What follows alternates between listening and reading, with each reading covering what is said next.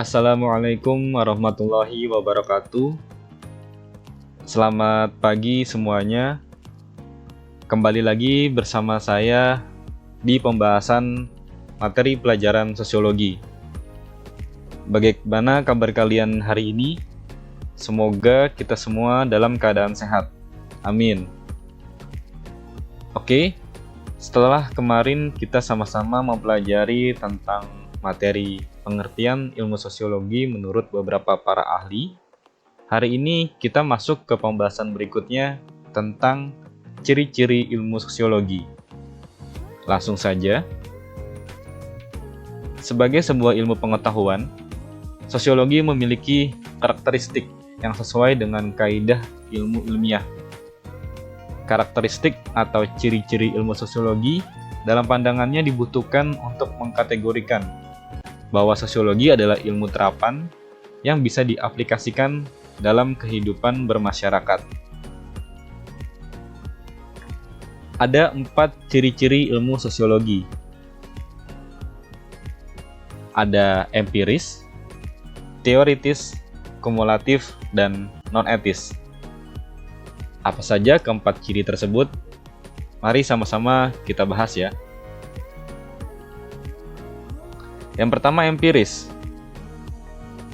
Sosiologi sebagai ilmu pengetahuan didasarkan pada observasi terhadap kenyataan menggunakan akal sehat dan indera, sehingga hasilnya tidak bersifat spekulatif. Makna di sini bahwa sosiologi merupakan ilmu, bukan berdasarkan hasil spekulasi semata. Contoh, misal adanya penelitian bahwa masyarakat etnis Jawa dikenal sebagai masyarakat yang ramah dan dalam kehidupan sehari-hari selalu sopan santun yang dijunjung tingginya. Hal ini dibuktikan dengan pola perilaku yang dicerminkan pada kebudayaan masyarakat etnis Jawa dalam kehidupan sehari-harinya. Kemudian, teoritis. Sosiologi sebagai ilmu pengetahuan selalu berusaha untuk menyusun abstraksi dari hasil pengamatan empiris. Abstraksi merupakan penarikan kesimpulan yang menjelaskan hubungan sebab akibat dari gejala-gejala sosial yang diteliti. Contoh, seorang sosiolog, Karl Marx, mengenai kelas sosial yang mengakibatkan adanya konflik dalam masyarakat, terutama masyarakat proletar dan borjuis. Kajian ini didasari pada teori dan penelitian sosial. Nah, hal ini masih cocok ketika kita pada saat ini menganalisis adanya demo buruh yang didasarkan pada konflik antara karyawan dengan pemilik perusahaan, dengan tidak adanya gaji yang setimpal dengan kerja keras karyawan. Ini contoh dari teoritis. Kemudian ciri yang berikutnya adalah kumulatif, yaitu sosiologi membangun argumen yang tidak turun begitu saja di ruang hampa, melainkan disusun atas teori-teori yang sudah ada sebelumnya. Teori-teori tersebut merupakan hasil dari penelitian-penelitian yang sudah dilakukan sebelumnya.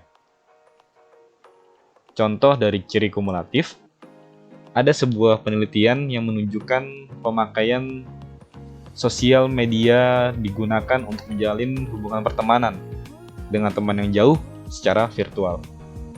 Namun seiring perkembangan waktu, sebuah penelitian lain pun menyebutkan bahwa sosial media dipakai untuk menunjukkan eksistensi dan status sosial seorang individu. Kumulatif sebagai ciri-ciri sosiologi artinya beberapa hasil penelitian tersebut dilibatkan dalam analisis, sehingga kesimpulan baru yang sudah ada merupakan hasil akumulasi dari pengetahuan yang ada sebelumnya. Kemudian ciri non-etis. Sosiologi membahas suatu permasalahan sosial tanpa mempersoalkan nilainya, yaitu baik atau buruknya suatu persoalan yang dibahas. Jadi sosiologi tidak memandang baik atau buruk. Sosiologi lebih berkepentingan untuk menjelaskan mengapa suatu fenomena tersebut terjadi. Nah, penjelasan tersebut juga harus logis, mendalam, dan mudah dipahami.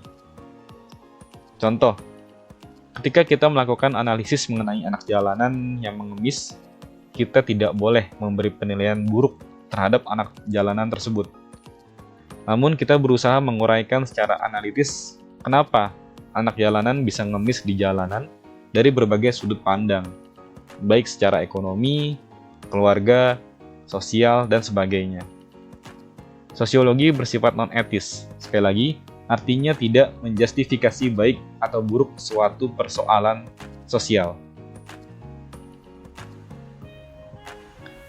Sosiologi secara umum berfokus pada studi tentang perilaku manusia dalam bermasyarakat.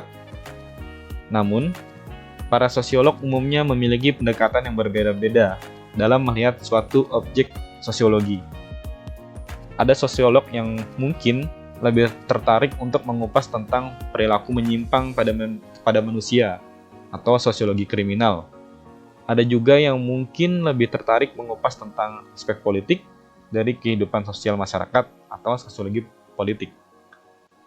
Ketertarikan yang berbeda-beda tersebut menumbuhkan berbagai spesialisasi dan subilmu dalam ilmu sosiologi. Sosiologi mengenal dua macam metode ilmiah, yaitu metode kualitatif. Metode kualitatif ini dipakai apabila subjek penelitiannya tidak dapat diukur. Dan yang kedua, metode kuantitatif, yang mengutamakan keterangan berdasarkan angka-angka atau gejala-gejala yang diukur dengan skala, indeks, tabel, ataupun uji statistik. Nah, pada pertemuan selanjutnya, kita akan membahas dua macam metode ilmiah tersebut.